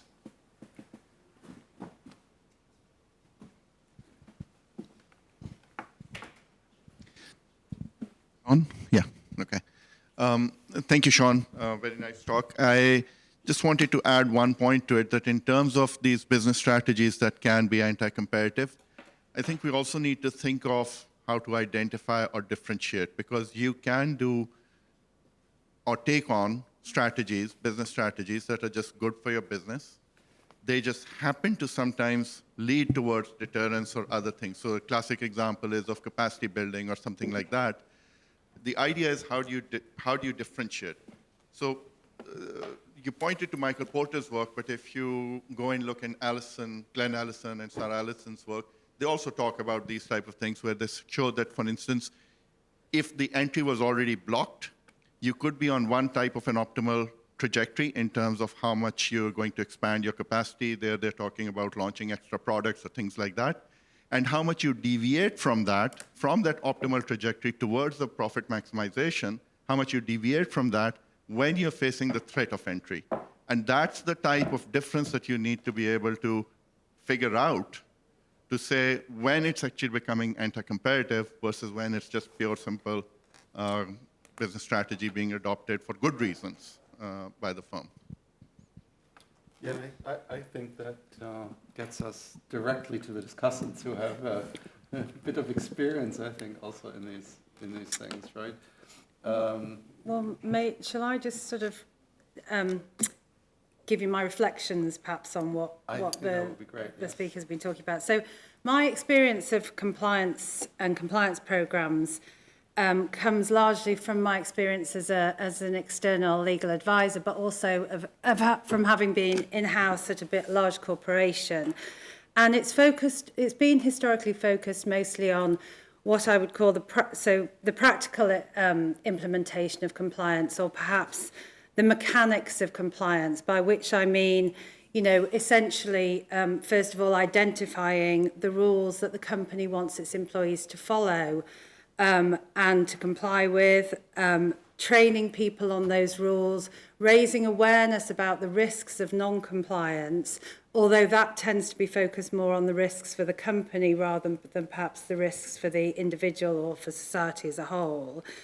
And also then on monitoring compliance, investigating failures to comply, auditing compliance. And I think that sort of the mechanics of compliance are probably well recognised by most people in the room. And I think based on some benchmarking that we did when I was in-house, looking at what other companies were doing, those mechanisms were fairly universally being applied.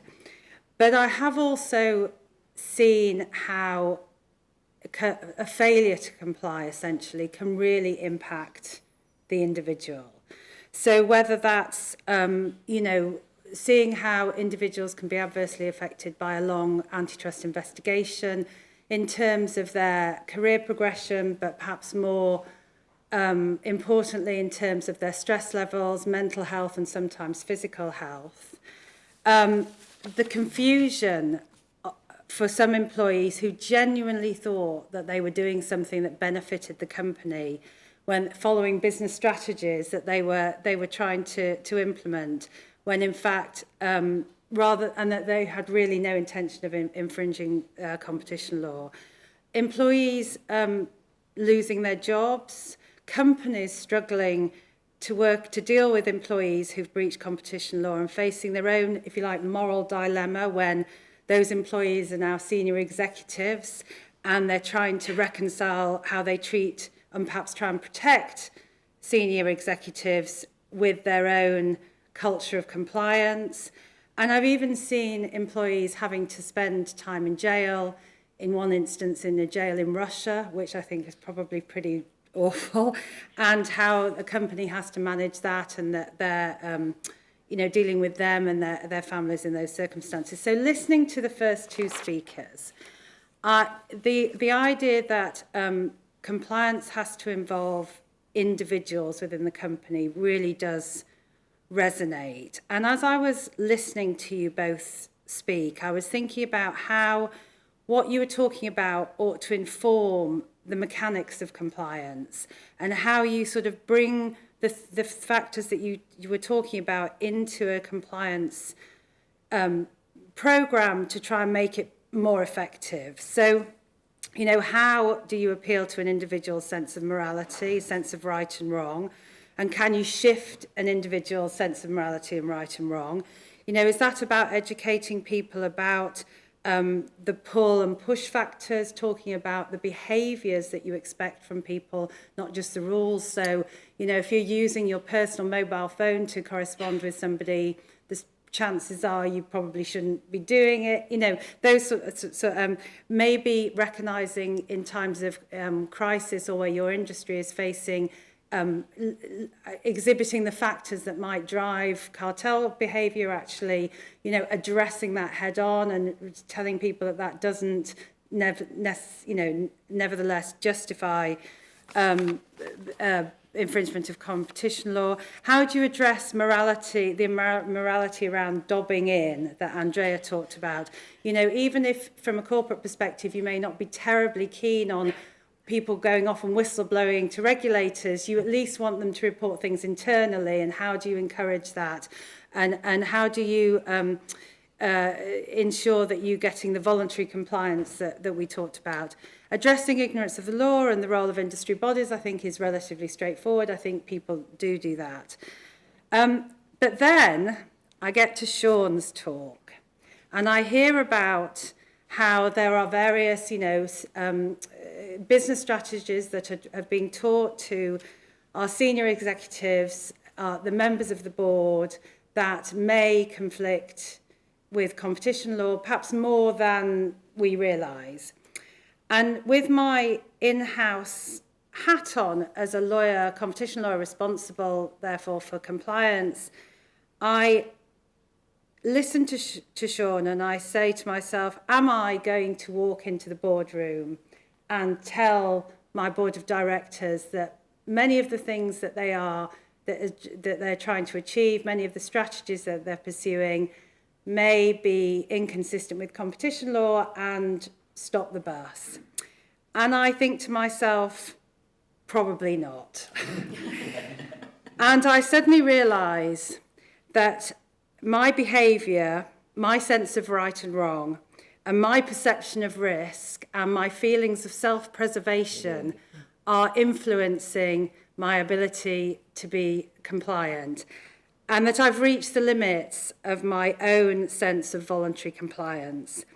And I think that I may be tempted to retreat back into the mechanics of compliance rather than focus too much on the individual.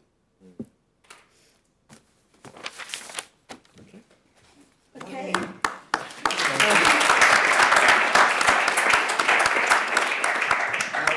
Okay. Well, first of all, I'd like to thank CCP and UAE for inviting me, and I'd like to thank Clifford Chance for the lunch. As anyone who's seriously engaged in the compliance world will know, and as I think we've just heard from Sue, companies, and we certainly heard from Andreas as well, companies are not single homogeneous entities. They are made up of human beings, people like you and me and all the other bad people not like us. All humans, even us, make mistakes from time to time. And so this is a plea to antitrust agencies, really. Antitrust agencies, and also academics, I think you guys do, need to understand that mistakes with compliance programs and with compliance efforts will and do happen, and that people are human and will make mistakes. So unless a compliance violation is systemic, going throughout perhaps almost the whole organisation, then a single incident really does not mean that the compliance programme has failed. AAG Macon Del Rahim, I hope I've got his name pronounced right, when he was introducing the DOJ's 2019 new policy on granting credit for antitrust compliance programmes, quoted a deputy AG, Rod Rosenstein, who said, and I want to quote this, the fact that misconduct occurs shows that a programme wasn't foolproof. It doesn't show that it was worthless, and I entirely agree with that. So if a compliance incident does occur, it doesn't necessarily mean that it's failed or that it's worthless. What does it mean? Well, what does it mean? It means that it needs to be improved. So the incident, if an incident does occur, learn from the incident, address the issues honestly, and improve the programme going forward. A programme is only a programme, and humans are only humans. So it has to be recognised that these things are not foolproof, and it's a learning experience for the entire life of the organisation. You can't have a programme and say, that's it, we've got a programme, we can put it on the shelf and forget about it. That is not an effective programme. But because violations are committed by human beings, as Andreas was saying, people may do bad things, but not necessarily be bad people. And often in the antitrust world, the bad things may not be very clear to people. They may not understand the law, and that is, even in big organisations, that is true. And with novel theories of harm and, novel applications of antitrust law like hub and spoke, I mean, often lawyers who are not antitrust lawyers don't understand the law. And often some antitrust lawyers don't understand the law. So, expecting business people who are out there in the field just trying to make a profit and do business, it is really unrealistic, I am afraid, for academics or agencies to think those people really understand the complexity of antitrust law. They don't. We try and help them in a compliance programme. We try and put it in very simple language, because there's no point speaking jargon. But, antitrust law is complex. It's not particularly clear. And when agencies differ in their approach and their enforcement priorities, it makes the law even less clear and it confuses business. So I think the ICN does a good job in terms of trying to get some consistency and soft convergence, but there needs to be more consistency in the application of the antitrust rules.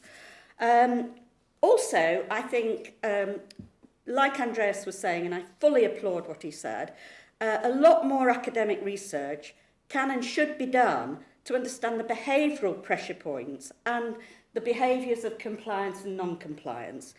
In turn, this will help compliance professionals, antitrust lawyers, identify behavioural patterns that could potentially expose the company to problems and integrate those learnings into their programme. People have suggested, should you do compliance tests for people or behavioural tests for people coming in at entry level into an organisation? I don't think that those are particularly valuable because if somebody is trying to enter an organisation, they are going to want to say in that test what they think the organisation wants to hear. So the results are going to be skewed. I'm afraid they're not going to be honest because an individual think, how can I best answer this that looks like I'm just the best person ever?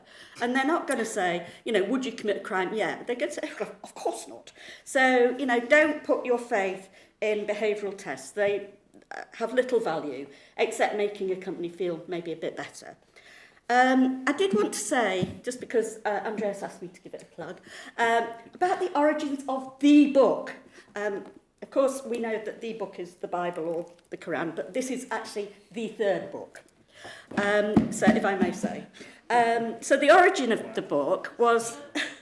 Sorry, go and buy it immediately.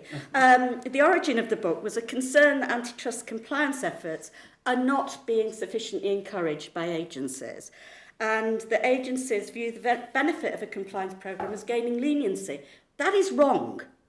The fact is that the purpose of an antitrust compliance programme is to avoid the infringement, not to gain leniency. And it should be the public policy objective of the agencies as well. So failure to encourage compliance in antitrust has made it the poor relation in compliance. So much encouragement goes into encouraging anti-bribery and corruption compliance, data privacy compliance, and other compliance areas like safety. It is wrong that antitrust compliance is not encouraged and sufficiently incentivised. So finally, as Andreas said, the purpose was to bring together all the different perspectives. So it really is a kind of wild and wonderful roaster cola, right? Roaster cola? Cola roaster. No, I can't even say it. Roller coaster. I'm getting overexcited. I better shut up. Read it. Well, now that I feel like I'm the talk show host in this thing that's just a plug for a book. I'm just going to take the power I have and ask the first question before I hand it off to the audience, because it's just I thought it's so urgent when I heard Sue about this, because for me it seemed like a lot of the behaviors that Sean was describing are actually ambiguous behaviors. Right, are kind of typically the thing in which no manager would think about in the way that someone on the antitrust side would be thinking about. It could be, in a lot of cases, really, really innocent. And my question would be, isn't there an opportunity to just go in and says, why do you want to do this? Sure, and actually that's probably the first question that we would always ask, for sure. Because obviously some of the business strategies that you're describing aren't all boardroom strategies, right? They are, you confront those questions from the business at all levels, whether it's, a discount policy or, an exclusivity arrangement that somebody wants to enter into. So you're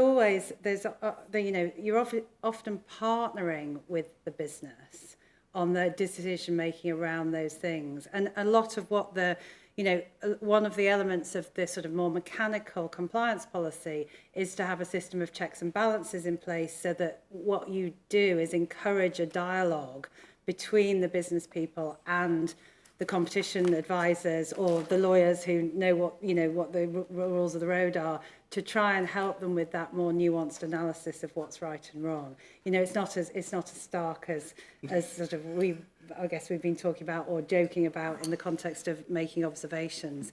But yes, absolutely, and that's what makes applying competition law quite difficult, and competition law compliance difficult from a practical perspective, is that the analysis is often quite nuanced. It's not black and white, and that's also why I said at the start of sort of describing the mechanics that the first thing you do is identify the rules that the company wants people to follow, because there can be a nuance in the substance of your compliance program as well, depending on whether you're dominant or not, or whether you might be dominant or not, but also the boundaries around the point at the sort of the pressure points at which you want legal to be engaged in the decision making around the business strategy.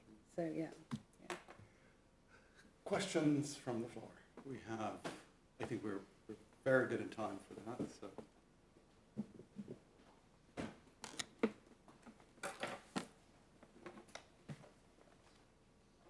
Super. So first, thank you very much for a very interesting panel. I didn't know what to expect. This wasn't going to be my favorite session, but my God, this was interesting. So thank you.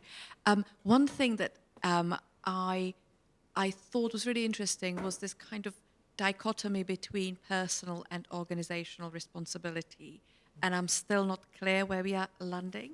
My only experience with whistleblowing is just by reading the news, and the only cases you get there, they often tend to be in the NHS in the UK. And you know that if you work in the NHS and you read the newspapers, you would never ever whistleblow because your life, your career will get destroyed. You just wouldn't do it. And just reading these articles, if there's anyone in the NHS wanting to whistleblow, they wouldn't. And listening, I just thought in the Antitrust, we are not in the NHS, it's going to be easier. But just listening to Sue and listening to Sheheryar, I'm realizing it's actually personally incredibly difficult to take a stance if you get into that situation. Should we actually rely on it at all?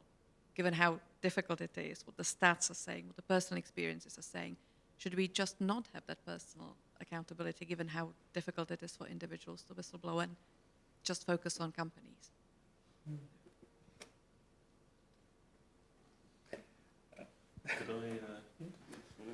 I think it's a very good question, but the whistleblower isn't necessarily the person doing the wrongdoing. So there's the issue of deterring those responsible.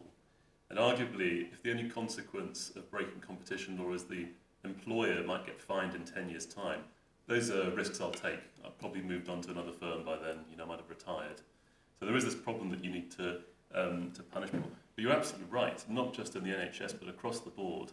The experience of the whistleblower is really miserable compared to the price fixer. Because the price fixer usually has the information the company needs to get leniency in the bag. So you've got to be very nice to your price fixer who's reported but the third person in the company who knows something is going wrong and reports it to the company or to the authority, their lives are usually ruined. I mean, there's that famous tobacco whistleblower, I forget what his name was, but he's played by Russell Crowe in a movie. Quite often your personal life is intertwined with your professional life. So if you're a whistleblower, not only will your colleagues no longer talk to you and you can't get a job, but your friends will no longer talk to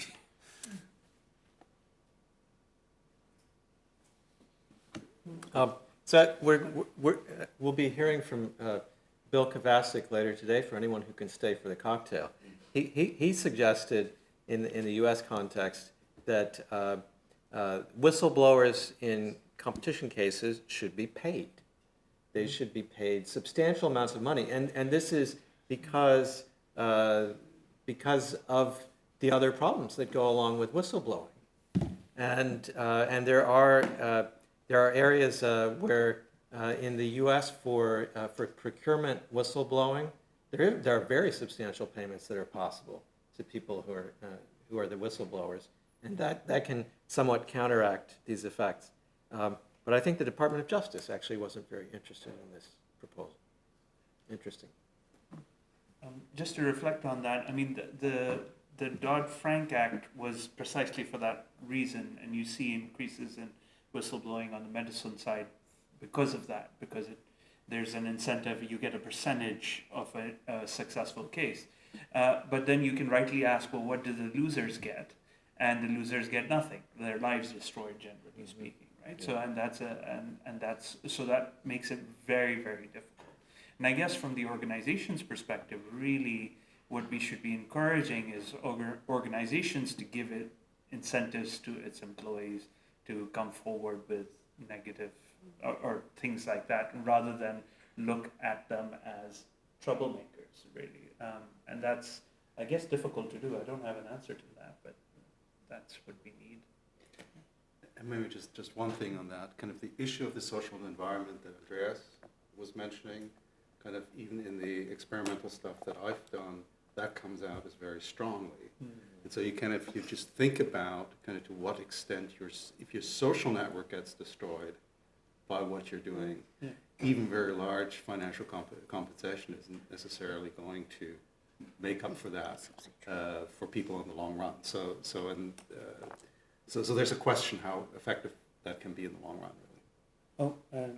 Sorry, just one thing on this, which was this case of, so I'm going to bring this into development and microfinance, because in microfinance there is this case about Indian farmers committing suicides in record numbers, precisely because the thing that they lost as a result of engaging in microfinance and not being able to pay back was social capital. They had their reputations ruined. And so once you lose that, you lose everything. and so people actually engage in that. So the consequences can be very massive. Yeah. So I think... Thank you so much. I have, I think, I have a question first for Andreas, and maybe, I don't know if there are questions actually the last two, but I'll come to that. And Andreas, is just when we look about the role of corporations, and I say think corporations in Germany versus Japan versus in other, say the UK and other parts of the world, they mean different things, and the employees are different things in these institutions. So is it possible to learn on the difference that there is across different countries in the way that the behavior is going to happen, and how much compliance will work or not, based on what we mean by corporation in these different countries? Then when I come back on Sean, I think, very nice the book you've chosen, actually, and then it's about business strategies. Is it possible now for you to write a new book on that, which is going to business strategies with compliances, and not to make it too boring, because think about if the audience is students or whatever they are, MBA students, it has to be attractive and instructive in a way. When we do teach this module, industrial organization and business strategies, we present the strategy alongside what are the implications of some strategy being wrong. So there is a way, and I think important is, I think this example of this famous cartel on this, we need to know what is the cost of some part of these customers that are really hit on the cartel, and what seems to be not so bad for them is dramatic. People sometimes commit suicide, and those are the cases we want to highlight. And on Sheheryar is a final point. Is it the company, the one you told me 3 weeks ago when you were drunk?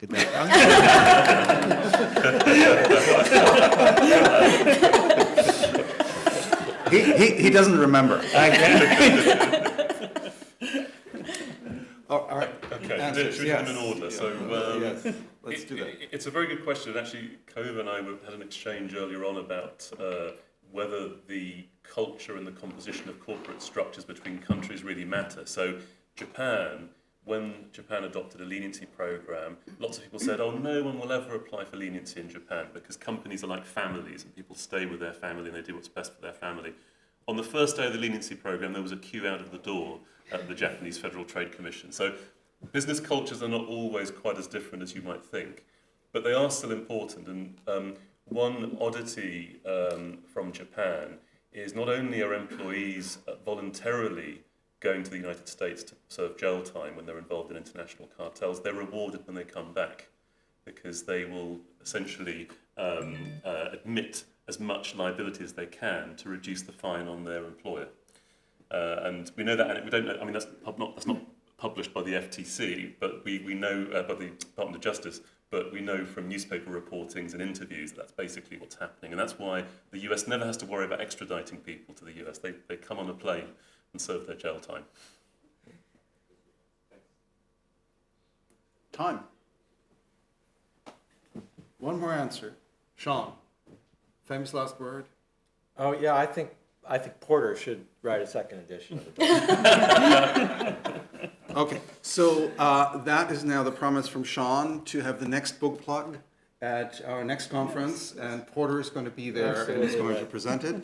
Well, thank you to all of the panel for a really interesting and fun discussion, and thank you to all of you for asking very interesting questions. And so we are going to have a break. No, we don't have a break, right? We're going straight into the next session. No? Or 15 minutes 15 we have. Minutes. 15 minutes. Okay, 15 minutes break. Okay. Thanks very much.